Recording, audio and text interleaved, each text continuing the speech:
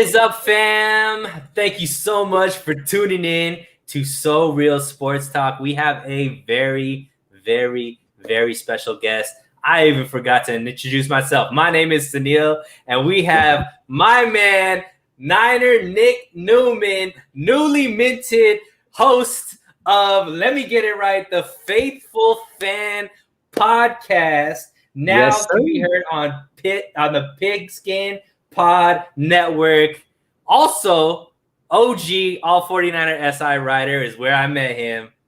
Yes, Mr. sir. Nick Newman. Thank you so much for joining. How you been, brother? Hey, I'm doing great, man. It's a pleasure being on with you, Sunil. I appreciate it. It's an exciting time with the 49ers preseason getting ready to kick off. It's the most highly anticipated preseason game of my lifetime, likely in the history of the entire organization. So it's a good time. A lot of positive vibes right now. A lot of positive vibes. And before we get into the 49ers, man, I just wanted you to kind of give a little introduction to those few that may not know. Talk about a little bit about your relationship with football, what got you into it, and how you became a 49er fan. Oh, and, man. And basically also kind of talk about how you parlayed that into now running your own podcast and all that great stuff, my friend. Sheesh. Yeah, we go. It goes back a lot. I was literally born into a 49er family. There's just no other way to put it. So my grandpa had season tickets from 1946, the team's inaugural season. Wow. All the way through Candlestick Park. He passed away shortly after they lost the Super Bowl to the Ravens. But my family, my uncle, my mom's brother-in-law was the head's groundkeeper at Candlestick Park. He was responsible for making sure the grass was just an exquisite condition every single game. Wow. My dad, who I would go to the games with every single Sunday, he bought his season tickets with his brother, my uncle. And they sat in section 36, row 4, right behind the north field goal post. And he had his tickets the season they went to the Super Bowl for the first time. So he was there up close and personal for the catch. And I was born shortly after the 49ers won the Super Bowl, February 1995. So I'm in a 26-year Super Bowl drought because I was born after that Super Bowl. But wow. Yeah, I mean, ever since I was a baby, when Deion Sanders was on the 49ers and he used to wear his red bandana underneath his helmet, my dad, there's pictures of me in like a Steve Young jersey with the red bandana on as I'm like a newborn just because my dad wanted me to look like the football players. Oh, man. Me and the 49ers go way back, and just Candlestick Park. I grew up in Brisbane, California, and it's like a 10-minute bike ride from Candlestick Park. It was just the most convenient place to have a stadium. I mean, we would take the bus in. It was so convenient. We have a little further drive now going down to Levi's, but I've just spent so many Sundays there, really since I was 4 years old up until they closed down Candlestick Park. It was just my home away from home. I just have so many fond memories that I cherish, hold so close to my heart. Just thinking about the Saints game and the emotions of that game. This is my favorite Candlestick Park story. So I remember I was sitting on the far end zone of when Vernon Davis caught the ball from Alex Smith. And so I couldn't see what had happened. And I just know that Alex Smith dropped back and he threaded the needle through the ball in between double, triple coverage. And I was like, oh my gosh, it was intercepted because I couldn't see. I'm looking 315 feet away from me. And the crowd just erupts.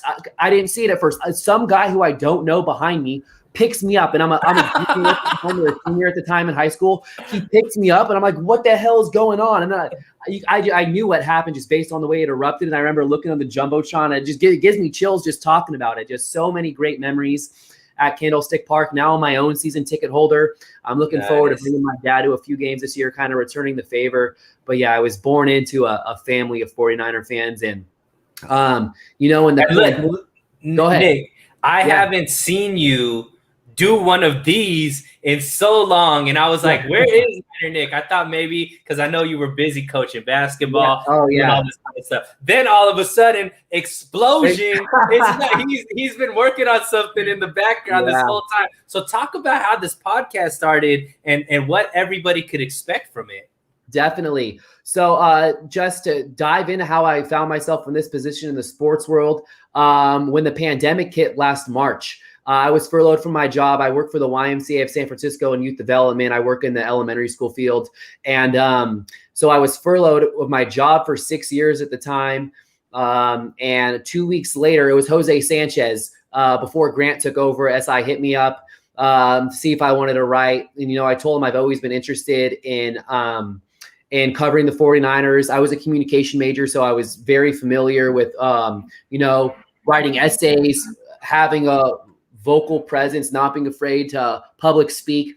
And so that's where I got my first opportunity. And then Grant joined us at All 49ers Sports Illustrated a month later, decided to keep me on board. And it was perfect. I mean, the timing just to have the opportunity to focus on covering sports and to really make a name for myself, writing articles, doing that whole bit, that wouldn't have happened without the pandemic. So it was a tough time for a lot of people. I experienced my own challenges with the pandemic, but without that happen, like everything happens for a reason. I found myself with the opportunity to make some noise in the sports world. So last September, me and my boy Marco Martinez, we decided to start the Faithful Fanatic podcast together. We had me and Marco we were just talking right before we went on. So me and Marco are super cool. And if you're not following Marco, make sure to follow him already. I don't have his Twitter off the top of my head, but he just put out his own blog, and he got 1.5 thousand views already today on his brand new blog that he started. So shout out my boy Marco. Yeah. But with the podcasting, we decided to break up. We did. I shouldn't phrase it as breaking up, but we started doing our own thing. So I came up with the name Faithful Fanatic, but we kind of laid the foundation together. And I did, after the season, this was probably in February this year, I started doing a couple podcasts myself, and somebody, his name was Brandon, found me from Canada. So the company I'm currently podcasting for is Canadian based. They started off as the Hockey Podcast Network, and they have a bunch of podcast channels that cover the NBA and the NHL. And right now they're expanding to cover the NFL. So they're going to be covering the NFL, almost every single NFL team this upcoming year. They're going to have fantasy podcasts, pretty much college football podcasts, and they have a DraftKings sponsorship, which is really cool. And I'm looking forward to that. So you'll see the DraftKings logo on some of my stuff. We're launching September 1st. But yeah, so my man Brandon from the Pigskin Podcast Network, he tried to recruit me this past summer, says, hey man, I come across your stuff. I'd really like you to help us grow our network and cover the 49ers for the channel. So, I'm getting back into podcasting. I just released my first one with Grant.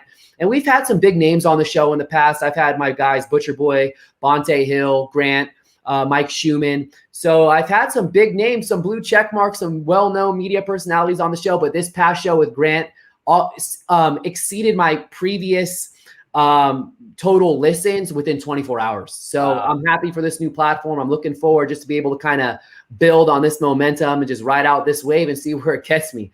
I love it, man. I'm just trying to put my opinions out there. It's really, I love it, man. Well, let's get to some of those opinions, my friend. So a lot has happened with the 49ers. A lot is going on. Training camp just started. We got preseason that's starting on Saturday for the 49ers. But I want to go over just right off the bat, what will be the most elite aspect of the 49ers this year in your estimation, Mr. Nick Newman? In my estimation, it's got to be the defensive line. And I was at Dwight Clark Day last Saturday, 2 Saturdays ago now, whatever day, 8/7. It might have been this. I'm losing track of what the days right now. But anyway, I took this picture of the defensive line, and the picture featured Nick Bosa, D Ford, DJ Jones, Arden Key, Mo Hurst, Kevin Givens. And I was just blown away, like, wow, this is such a good unit. And then I realized that Eric Armstead wasn't practicing. Javon Kinlaw wasn't practicing. Samson Ebukam wasn't practicing. The defensive line is so deep that I can really see them getting back to 2019 form where they kind of carry the team. They're constantly applying pressure on quarterbacks. They're making life a lot easier for the back end of the defense.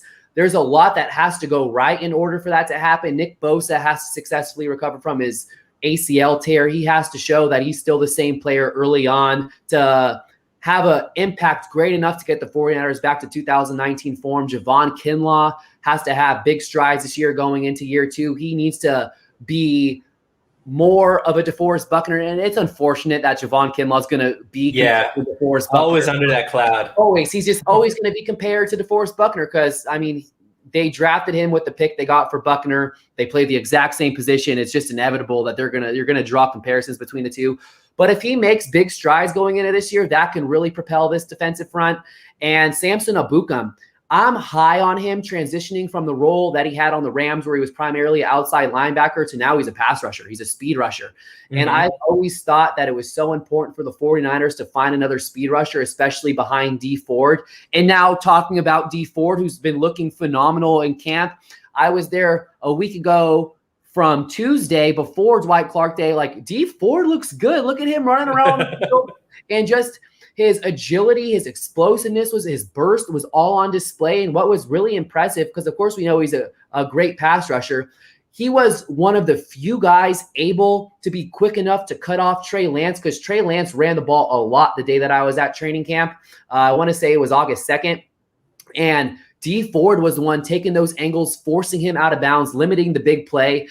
So when you think about what this defensive line features, and then you look in the interior, and if Eric Armstead could play inside on pass rushing downs, you got Kevin Gibbons. I love Jordan Willis, Arden Key, Mo Hurst. There's going to be some real good football players cut that don't make the 53-man roster on that defensive line, and every team's just going to swarm those guys because they're high-caliber football players. So the most elite aspect of the 49ers, assuming those ifs, you're probably not going to get every single one of them, between Ebukam transitioning to his new role, Javon Kinlaw, big strides year 2, Nick Bosa recovering well from his ACL tear. If you get 2 out of the 3 of those things to happen, I still think you're looking at one of the best defensive lines in the NFL. But if all 3 click, I think this is going to be a unit that can be just as good, if not better, than 2019. I agree. I mean, the depth there, especially on the interior, is something that is pretty amazing. Obviously, 2019 had DeForest Buckner. But and I don't know if Kinlaw in year 2 is going to be obviously Javon Kinlaw productive. But the fact that I think the depth behind Kinlaw is much better than the depth that we had in 2019. So there's always going to be like a fresh body there. So I agree with you. It could be the defensive line. But for me, I am looking at what I believe could be the best in the league. And to me, that's the running game. I believe with the 2 running backs that they brought in the draft, in Trey Sermon and Elijah Mitchell, along with Alex Mack, who I think is the most underrated pickup that the 49ers got this season. He's kind of just been brushed underneath the rug. Like, people aren't really talking about him. And the way I believe the offensive line is going to play under his leadership, and obviously we got, one of the best left tackles in Trent Williams. I think McGlinchey is going to be a lot better now that Alex Mack is there calling out the reads and whatnot. And going back to having that 2019 like 3-headed monster with Trey Sermon, Raheem Mostert, and Elijah Mitchell, and then Wayne Gallman thrown in there as well. I think the running game is going to get back to that elite level. Mm-hmm. And if Trey Lance does start at quarterback, we're looking at rushing game that is going to compete with Baltimore, and I think overtake Baltimore as the best running game in the league. So for me, I think that's going to be the most elite aspect of the 49ers, because I think they could finish number 1 by a good margin, especially if Trey Lance is thrown in there as well. Yeah, that's a very strong argument, especially if Trey Lance. For me, I'd almost be willing to say that they will be a top 2 rushing team. They finished second to the Ravens in 2019. And something that I always thought was missing last year, I liked Matt Breida. I know he had his fumble injuries. The 49ers signed him to his tender. They had intentions of bringing him back until they traded him to the Dolphins last year. Right. With the pick that they got Colton McKivitz with. Yeah, I like having those 2 speed backs. And I think Mitchell, the rookie they drafted from Louisiana, he's a little bit of a burner. So I love having the speed there as well, because when Raheem Mostert's out, you don't have that immediate threat that can take a house call any single time. You know what I mean? So I really do like the moves that they made in the backfield. I can see Trey Sermon right away being 11, 12 carry guy right off the bat. And I do think Mostert can be labeled the starter. You can label him whatever you want, but having the ability just to tone him back a little bit, similar to how he contributed in 2019, you got to keep him fresh. He's a hard runner, and I was impressed with the power, because after his 2019 magical run where, he accumulated over 1,000 yards over the back half of the season, scored 10 touchdowns, just was electric in the entire postseason. He really started performing really well in the Saints game, the Ravens game. He was just so big in the back half of the season. And everybody was just like, he's a burner. He's a speed guy. He needs space. And then when you turn on the tape and you just go back and watch the Rams game, he was bullying over people. Like, he was running so physical. And I'd like to see him just dial it back a little bit, because I think he's most effective in the offense when he gets those stretch runs to the outside. He finds that hole and he takes off. So I would like to see his touches reduced a little bit, which I think Trey Sermon and Mitchell will contribute to. Even Wayne Gallman. I'm not the biggest Wayne Gallman fan. I do think he's a nice security blanket just in case you need someone like in that Tevin Coleman role. But I think Trey Sermon is going to be the Tevin Coleman, tough yardage, 2nd and 7 handoffs, 1st and 10 some of the times. Yeah, but you're right. And especially Trey Lance, just seeing him run with my own eyes, if he's the week 1 starter, even if he takes over a little bit later, I definitely think this team is going to be one of the best rushing attacks in the NFL.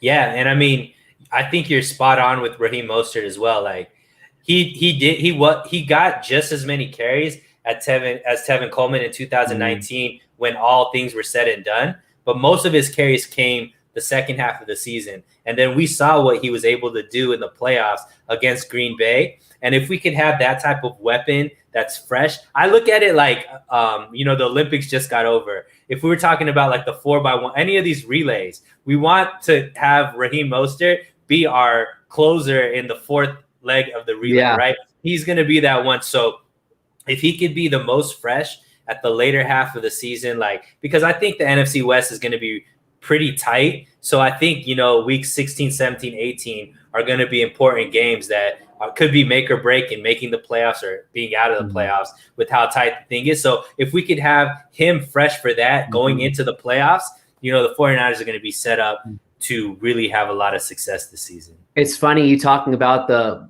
later games of the season, then now talking about a week 18. I'm still getting used to that. You still that extra 17. I know. I just did a show with Rob, and I said week 16, week 17, and then he was like, also week 18. I was like, oh yeah. Yeah, it's funny because I was listening to the radio the other day, and people were throwing out their predictions, and they were like 10-6, 11-5. It's a lot of people are unaware that there's a 17th game now. The casual fan doesn't know that they picked up the extra game. But I'm totally with you regarding Raheem Mostert. The key to the offensive success, the running game success, is going to be keeping him healthy and just encouraging him to not take extra hits when he doesn't have to. And it's okay to run out of bounds after an 8-yard gain. You don't have to bully over everybody. Right. And I won't forget during that Rams game when he got hurt, I placed a prop bet because I thought his rushing total seemed kind of low. It was like over 63.5 yards or something like that. It was right in that ballpark, totally manageable. And he had like 58 in the first half, and then the first carry of the third quarter, he re-aggravated his injury after a 4-yard gain, and I lost the prop bet by like 1.5 yards. So I just remember that so distinctly. But because I remember watching that game, like, Raheem, you're so good, you're so valuable. This offense, you're running so physical right now, just trying to bully over people. Let's just tone it down. And then sure enough, he got shaken up a little bit. But yeah, I'm a big Raheem Mostert guy. Some people try to argue that the 49ers should trade him and try to get something for him because his salary. I just think he's so valuable. He's so unique, especially just the big playability. He makes a lot of money for a running back. I get it. It's really not that bad. He's in the top 16 or something like that. It's not crazy. And I just think his value of being able to pop one at any given moment is huge. It's absolutely huge. Yeah, and I mean, obviously running backs have a short shelf life, and it's sad to say it, but like, you kind of want to trade them maybe a year too soon than a year too late. But I still think he has some juice there, and especially with the depth that we have at running back now, I think we could prolong his career at least this season, and he could be very effective for us. Definitely. And even with running backs, just one final thought, even when you trade them, it's not like you're getting that much in return anyway. So it's like, I'd rather have Raheem Mostert than get a conditional 6th-round pick or a 5th-round pick. Yeah. Sure. And this is a great segue because we just talked about the offense. You started off talking about the defense. So in 2019, that year we made it to the Super Bowl, it was really the defense that was carrying the team. And, the offense had its moments, but it was really more defense first, and then the offense kind of didn't get in the way of the win, right? Yep. There's a lot of rumbles right now with the running game being the way that it is, Trey Lance possibly being a starter, even Jimmy Garoppolo being healthy for the whole season. We have the two weapons on the outside in Ayuk and Debo. Obviously, Kittle is back there healthy. Sherfield is looking great. Sanu is looking great. So it looks like we're going to have, four or five legitimate pass catching options, especially with the running backs coming out of the backfield as well. Is this season going to be dominated or carried by the offense or the defense? What do you say, Nick? Oh, man. It's been the defense 2 years in a row. Where would the 49ers have been last year without the defense? They wouldn't have been in the games that they were in. I always go back to the game against the Eagles, the game against the Washington football team, the Cowboys, they gave up a lot of points, so that's not the best example. But there was time, I said the Washington football team already, but that last game against Seattle towards the end of the year, the game against Arizona, the defense has carried this team the last 2 years. But the reality is they're going from Robert Saleh to DeMeco Ryans. He's going to have his own wrinkles all over this defense. So whenever there's a transition between defensive coordinators, I tend to give a pause. But I think just given the personnel of the defense, who's there, it's loaded, it's deep. I think the defense has the best chance to carry this team, especially if Jimmy Garoppolo starts the season. And the reason I say that is because I'm pretty confident right now that Trey Lance can do everything that Jimmy Garoppolo can do. Yes, he hasn't gone through the ringer just yet. He doesn't understand all the nuances because he hasn't been thrown into the fire. He hasn't taken the live bullets yet. I get all of that. But I do think Garoppolo holds back the offense a little bit, just a tad. And that's why I'm leaning defense. It's tough to say. It's really a tough call right now. But to answer your question, if I had to put money on it, who's going to keep this team together and really just push them above and beyond, I would say the defense. And then when Trey Lance comes in, I can really see him having like that Colin Kaepernick effect where it's just like the offense just takes off and it goes from this dink and dump, similarly how it was with Alex Smith with very few big plays to just this. So, and not to say the 49ers have had a lot of explosive plays over the last years with Garoppolo, with the run game, but I just think this offense can just zoom with Trey Lance. But knowing that's likely not going to be it to begin the year, I'm going to go defense. That's a great argument to have. However, I'm going to disagree, man. I think that we haven't seen Kyle Shanahan's full playbook. Mm-hmm. And we've really seen him gear his offense towards a quarterback who he knows is questionable with his decision-making, and also a quarterback that he knows struggles to throw the ball deep. And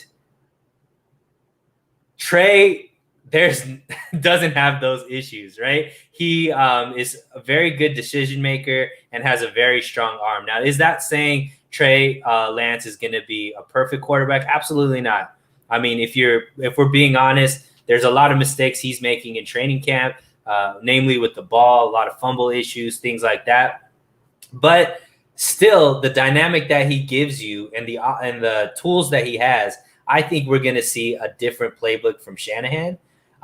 And it's going to be able to kind of wow people into where I don't think we'll be like the Kansas City Chiefs where we're just throwing the ball all over the place. And I don't expect Trey Lance to ever have like 50 touchdowns in a season.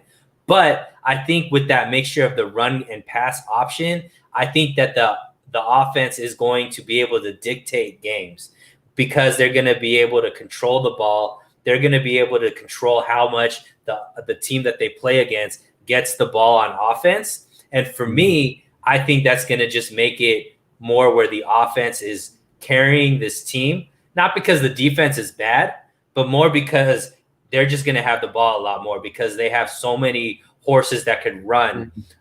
Because you could even add Ayuk and Debo into the running game as well, even Kittle, right? So they're going to just be pounding the ball. I think the 49ers are going to just have so much possession that is going to just lead to them carrying the games. Definitely. And again, I think it's pretty even. It's not like one unit is that much better than the other. They're both above average units. I firmly believe that.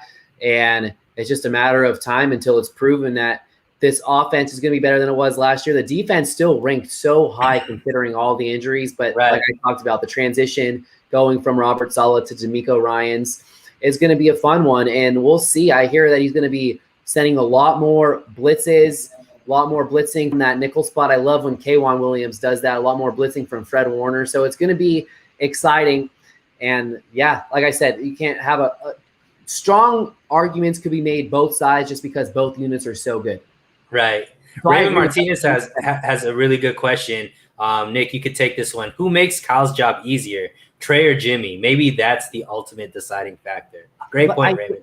I think the who's going to make Kyle's job easier is Trey Lance. I really do think so, because you have this whole other element of being able to throw in all these read options and when to keep the ball, when to hand the ball off. You can't do that with Jimmy Garoppolo. Kyle Shanahan did it with C.J. Beathard in the Arizona game. C.J. Beathard. And C.J. Beathard is an athletic guy. By no means am I disrespecting C.J. Beathard's ability to move, but it's like, come on. Right. I know Kyle Shanahan wants to have a mobile quarterback so bad. He's handcuffed by Jimmy Garoppolo. There's only so much that he can do. And Shanahan does a good job of calling plays to his strengths. To me, a lot of the time, it's just mental lapses from Garoppolo. That's his worst enemy right now. It's just his own head and him having these lapses and bad judgment. So I do think that Trey Lance can be the one to help Kyle Shanahan out the most. I don't think, and I'm really, after seeing Trey Lance twice now in person, I can't wait for everybody to see him on Saturday night, against the Chiefs. Everybody's going to find out so quickly he can do every single thing that Jimmy Garoppolo can do right now, this very moment, and a hell of a lot more. And that's not to say I don't want Garoppolo on the roster. That's not the case whatsoever. Sunil, you and I have had these conversations. I had this same conversation over and over. I just think you're so much better off with the two quarterbacks, just in case a situation like last year happens. And it sucks talking about injuries. No one wants to talk about injuries, but the reality is it's the NFL. It just takes that one hit if Trey Lance is starting for you to be one play away from Nate Sudfeld or Josh Rosen if you were to get rid of Jimmy Garoppolo. I don't like that. I'd rather have Jimmy Garoppolo behind him, and who knows if it's going to play out that way, but I think the 49ers are sitting pretty right now having two competent quarterbacks on the roster for sure. It's a huge luxury. Amin, the dream. What's up, Sunil and Nick? Congrats, Nick, on your podcast. You definitely got a stud on the show. Hey, today. I appreciate that. Amin was one of the first people to text me after I made my announcement. So, Amin, my guy, I appreciate you. That's amazing. So let's move on, Nick. So we're going back to training camp now. I know I got us on this kind of rotation right now, but I love it. What is your biggest surprise through training camp up until this point? Oh, man. What is my biggest surprise through training camp? That's a tough one. Because you've been there, so obviously I've been there. No, I'd say everything's pretty much gone accordingly. I don't know if there's anything too major. I don't even want to speak on the injury behalf that they've been able to stay healthy up until this point, as I knock on wood that it stays that way. I'd say the biggest surprise is Trey Lance. I thought I loved the pick. A week before, go check my Twitter feed, go search. I said Trey Lance is the quarterback I want the 49ers to take. A week before the draft, I was sold on Trey Lance.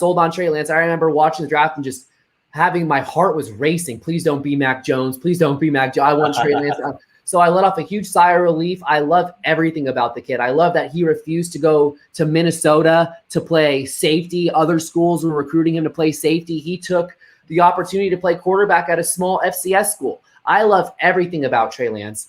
And I thought he would be good. I just don't think I expected him to light it up and make this loud of a noise early on in camp. And of course, it's kind of inevitable. He's a third overall pick. There's a ton of hype already, but he's answering that. He's generating his own hype. It's not like he's a prospect like Trevor Lawrence, for example. Trevor Lawrence has been known throughout his entire collegiate career, was this huge prospect. That's not Trey Lance. Trey Lance had the opposite road getting to the NFL, a completely different road. He's generating his own hype. This hype has not always been around him.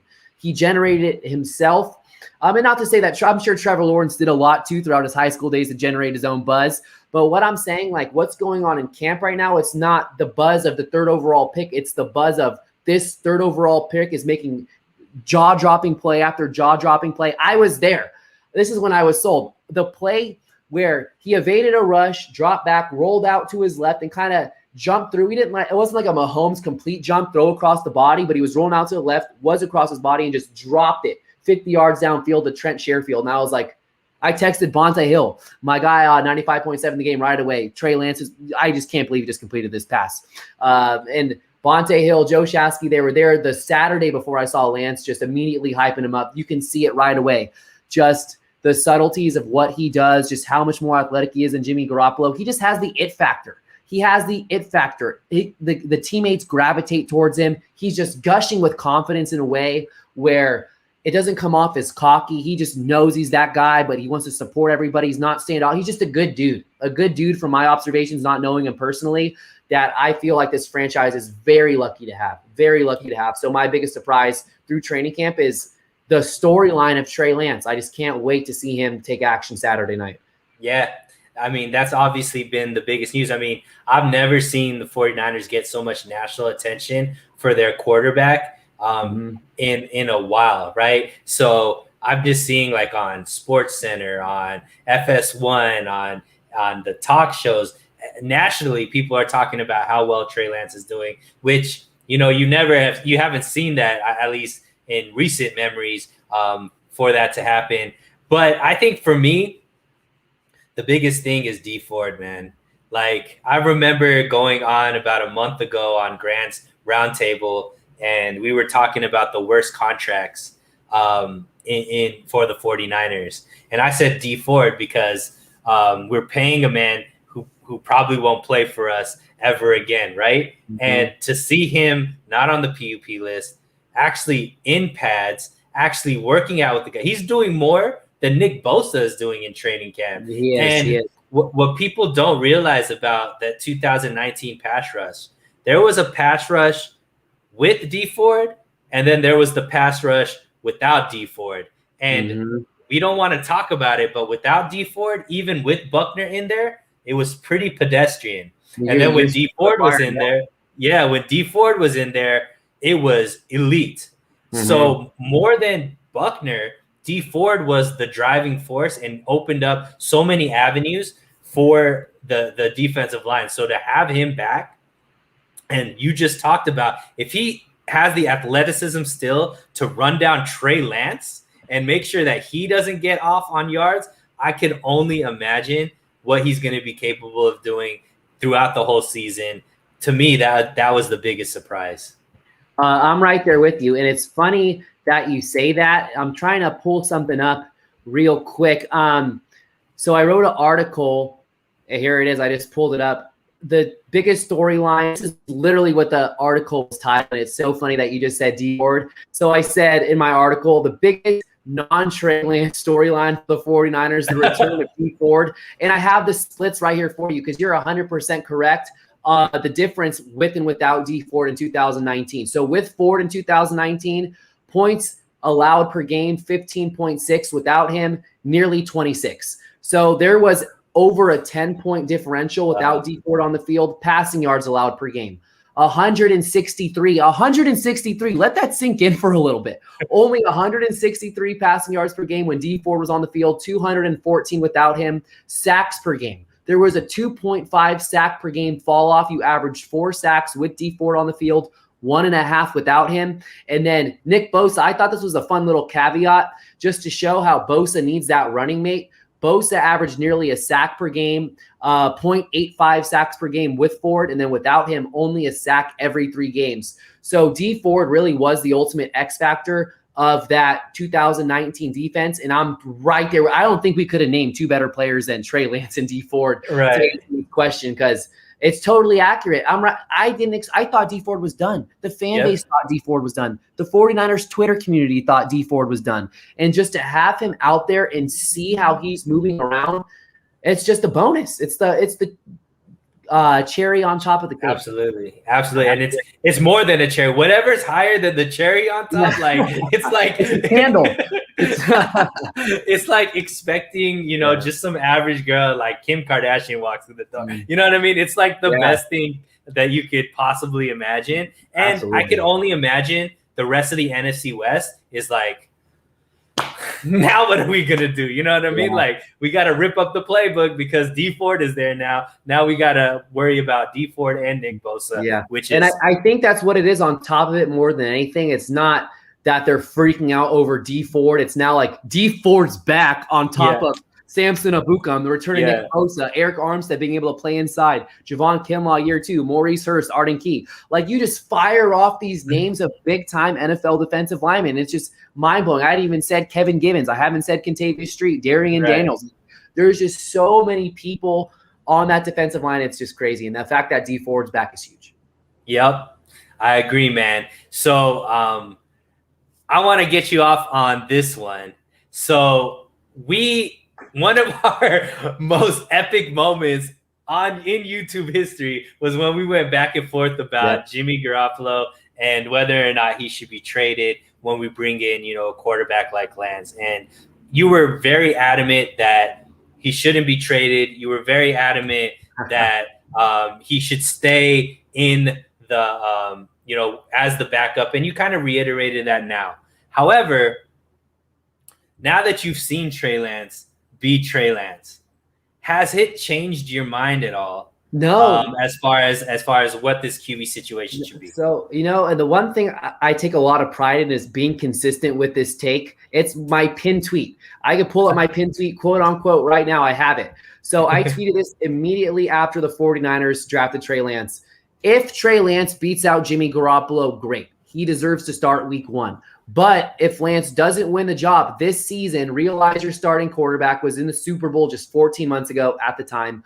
Why are people so pressed over Garoppolo? This is a phenomenal situation for the 49ers. I've held the mindset that whoever gives the 49ers the best chance to win, whoever wins the job. I've always viewed it as a competition, although Kyle Shanahan won't say it is. Jimmy Garoppolo will say it is. Kyle Shanahan won't say it is.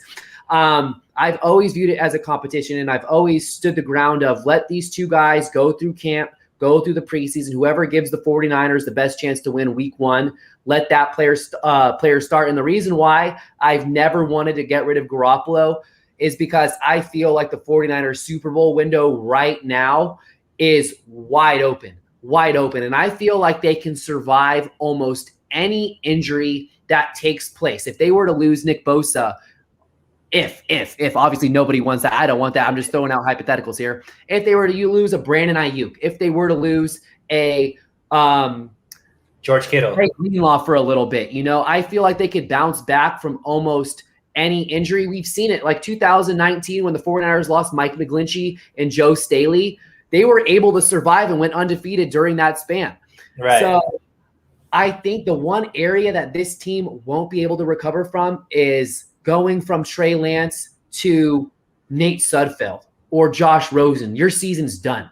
And with the Super Bowl window is wide open, as I view it is, as wide open as Las Vegas views it is, I think it's just so much more valuable having Garoppolo on the team. And if he's not the starter, and I feel like Garoppolo's a to himself enough kind of guy where he would suck it up and just deal with it and do what's best for the team. I really do feel like Garoppolo is that kind of guy, just based on the way that they flirted with Tom Brady and how they've always been looking to upgrade. And he's kind of been a professional about it. Jimmy Garoppolo is a pro's pro. That's there's a lot that I respect about Jimmy Garoppolo.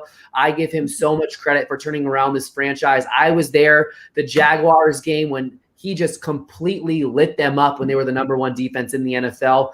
People don't understand the impact, the influence Jimmy Garoppolo had in the Bay Area. He gave the 49ers fan base, the people there at Levi Stadium, a lot more to cheer about than Kyle Shanahan. Of course, we knew with Shanahan, it was always, let's give this guy time. Let's see what he can do. He's our 3rd head coach in 3 years. But when Jimmy Garoppolo took the field, the electricity for a 2-in whatever football team at the time, a 1-in whatever football team. Well, they got the win against when Marquise Goodwin had that touchdown. I'm blanking on the team that they played. The Giants, maybe, I forget who it was. And then Garoppolo beat the Bears on the road when he played the Jaguars and just lit up the number 1. And the vibe around the franchise completely changed. So I'll forever appreciate Jimmy Garoppolo for that. And I just see so much more value in keeping him on the roster, even though he may be a little disgruntled. He will be disgruntled as the backup, than trading him for a third or a fourth round pick. I don't see the logic there. When you have the luxury to pay him, if he's a backup, I know it's a hefty price tag. I just think there's so much more sense there. Yeah, and I mean, clearly at this point, we're getting to a point where, like, the money is, it's like, what are we going to do with the money at this point? Like, clearly we could roll it over to next year. But here's the one reason why I still believe that we should trade Jimmy and possibly will trade Jimmy, is because there's a caveat in his contract that if he gets injured, his contract becomes guaranteed for 2 years at $7 million a year. And that's whether or not he's able to play. And to me, I think that is a big risk that the 49ers don't want to take, knowing Jimmy Garoppolo's kind of history with injuries. Mm-hmm. And at that point, I mean, we already know, and you're spewing it. You've been there, and the way you talk about Jimmy is much different than the way you talk about Trey Lance. And he's the future. We gave up 3 first-round picks to get this guy. From everything that I've seen and heard, there's nothing that Jimmy can do that Trey Lance can't do. Agreed. Now, I agree with you that when we're comparing Jimmy Garoppolo to a Josh Rosen or to a Nate Sudfeld, Jimmy Garoppolo is definitely a better quarterback than those guys. But I think when we're thinking long-term, having a backup like Jimmy Garoppolo as a 1-year Band-Aid would sound good if we could guarantee he doesn't get injured. Because if he does get injured, then it becomes something that we have to keep on our books for another 2 years, mm-hmm. which then kind of negates the whole ability to have a rookie quarterback contract and be able to stack everybody around him when you're still paying just as much to the quarterback. It sounds like what the situation would be like if Garoppolo were to get hurt, based on the information that you're giving me, is that it would be like a $7 million dead cap for 2 years. I still think, given Trey Lance is on his rookie deal, if Trey Lance gets hurt and has to miss an extended amount of time, or gosh forbid, the season, similarly to how Deshaun Watson got hurt, I believe it was his rookie year when he had a miss, he tore his ACL. Again, I'm not just, you got to talk about this stuff because it's football. Yeah. It can't happen any given play. If Trey Lance gets hurt and you don't have Jimmy Garoppolo behind him, your season is done. You're cooked. Josh Rosen ain't taking you nowhere. Nate Sudfeld ain't taking you nowhere. So I think the gamble of having a $7 million dead cap, if that is the case with Garoppolo getting hurt, is just, it's worth it to keep your Super Bowl window open right now. The 49ers are in a golden spot to make it happen. The first Super Bowl of my lifetime. They're in such a prime spot. Like, really, this is the team there's just such a good feeling around it. I feel like this team can compete with the 2019 team on paper, especially. And just dealing with the quarterback injuries last year and just seeing how Dak Prescott, there's just so many quarterbacks that get hurt. I mean, 1 in every 4, 1 in every 6, 1 in every 8. There's just so many quarterbacks that go down every season. You just don't know who it's going to be. There's guys like Russell Wilson who are just consistently in every game. And it's just mind-blowing, honestly, how Russell Wilson still to this point in his career has never missed an NFL game. That's just, when you have a team this loaded and you can afford the luxury of keeping that backup quarterback who was in the Super Bowl just a year and a half ago, if you have the luxury to be able to pay them both, which the 49ers do right now, I just see so much more value based on the what-ifs that I just laid out, where your season's not done and you're not wasting a year, where you were able to bring back K'Wan Williams, Jaquiski Tartt, DJ Jones, all these guys the 49ers brought in that Kyle Juszczyk, the team thought were gone. No one thought the 49ers can bring all these guys back. So if Trey Lance got hurt and the 49ers traded Jimmy Garoppolo, I would be pissed, because I've been so firm on this that they are so much better off. As a team, of course, conflict can come up with having 2 quarterbacks that are capable of starting. I'm not disputing that at all. But the value itself of, if the worst case scenario were to happen, Trey Lance getting hurt and he's the starter, your season's still alive because you can win games with Jimmy Garoppolo. It's proven you can. Whereas that's not the case. That I'm seeing Miko's comment. That's just a lot of money to waste, though, Nick. I hear you, but you gotta. This is my argument. My counter to that is, the quarterback contract's not going to be a problem anymore after the next 4 years. Trey Lance is going to be on a rookie deal when is that's the most ideal time to take advantage of cap space. I'm totally with you. It is so much. It's a ridiculous amount of money to have a backup. But listen, people used to say the 49ers couldn't bring back Kyle Juszczyk. They couldn't extend Fred Warner having Jimmy Garoppolo's contract on the books. And look what happened. Both of those things happened. The 49ers are going to have so much cap space already next year that they don't need this 26 or 24 million, whatever it would be, to roll over. Of course, it would be helpful. Of course they can. And it's a lot of money. But to me personally, I think swallowing that money is not my money. It's Jed York's money. Swallowing that money to know you have a security blanket behind your starting quarterback that can win you a lot of football games that you've had a lot of success with is worth it this specific season. If the 49ers were a rebuilding franchise, or if they were a team on the cusp of getting into the playoffs like the Cardinals, like it wouldn't make sense for the Cardinals to pay a $26 million backup behind Kyler Murray or something like that, just given the circumstance and how this is a Super Bowl caliber team. And the only thing that won't make them a Super Bowl caliber team is the quarterback getting hurt. I think it just makes so much more sense to have that second quarterback. Yeah, and I kind of agree with Miko, because we're talking about a lot of I think you think that it's not going to strap us in the future, and that's kind of, I think, maybe a little bit naive, because that money, that 20, like everybody on the team is on a 1-year contract, so we have very, very few players that are like signed long term.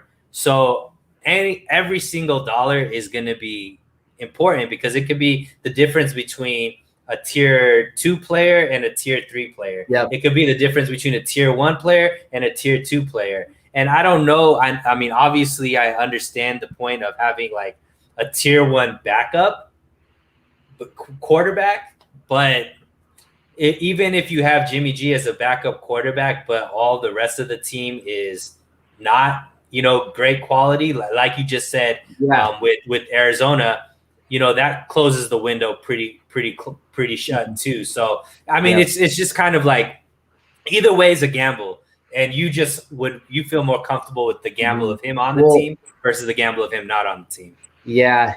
I just kind of lost my train of thought there as I was getting ready to passionately make my next point. Where was I going with this? Oh my gosh. Talking about Jimmy Garoppolo, talking about the cap space. Yeah. Oh man, this is gonna kill me that I just blanked right now. That's not, because look, there's gonna be a lot of free agents, a lot of people that are gonna be available. So yep.